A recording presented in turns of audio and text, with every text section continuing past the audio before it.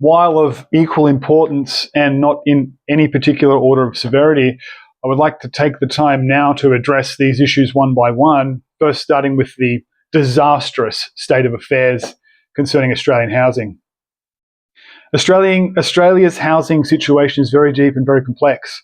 On the one hand, we have the idea that a house, or rather a home, is something we primarily use and conceive of as a place to live, a space for a family to grow that provides shelter, privacy, and safety from the harsh realities of the outside world. But on the other hand, what we've seen in recent years is the simultaneous commercialization of property. Houses now exist in a market in the same way that any other consumable items do. Items that can be bought and sold for profit as a way to produce huge financial windfall. Adding to the strains caused by the commercialization of Australian homes are further restrictions on supply, which are being spurred on by the government's insistence on using our natural assets and quality of life as a marketing tool to entice overseas tourists and international students to a place where they can live, work, and study. An economic activity that is evidently makes up an unhealthy portion of Australia's exports. The over-reliance on tourism and international students coming to this country to pay for degrees and other educational programs also helps to explain why the government is pushing so hard for uncontrolled and unsustainable immigration policies. As far as this government is concerned, it doesn't matter who you are, where you're from, or what you've done. As long as you're willing to contribute to the nation's GDP, then you're welcome to stay as long as you like. Why is this a bad thing, you might be asking? Well, the issues arise when you have 650,000 new overseas immigrants arriving all at once to a country with absolutely nowhere to house them.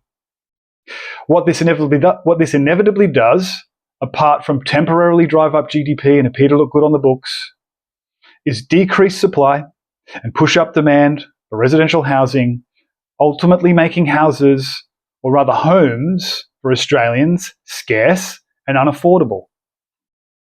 Along with this, cushy tax breaks for the wealthy, looking to reduce their annual taxable income, as well as a completely unregulated position on foreign investment, means that the idea of home ownership for many Australians has now become completely untenable. Property prices are through the proverbial roof and will not come back down or even plateau unless serious government intervention is applied. The idea that my children, our children, will have mortgages in excess of $1 million is absolutely appalling. And those who have facilitated these conditions should be ashamed of themselves for allowing this situation to even occur in the first place. To remedy this, we need to work on ways to divorce the over-dependent relationship between the inflated Australian housing market and the nation's economy. We need to bring industry, manufacturing, and a homegrown skilled workforce back into this country and be less dependent, less reliant on the buying and selling of property to prop up our economy. And whilst this might take a great deal of time to facilitate, it is absolutely imperative. But we can't stop there, because if we're serious about solving the housing crisis, then what we need right now more than anything else are houses. The government just needs to build houses, and they need to do it now. Low cost, readily available to low and middle income earners, no deposit, low finance houses. Whilst this may seem excessive to some, if extreme action is not taken now, then we can forget about our children having $1 million mortgages, as the prospect of home ownership will become something that they will likely never, ever achieve.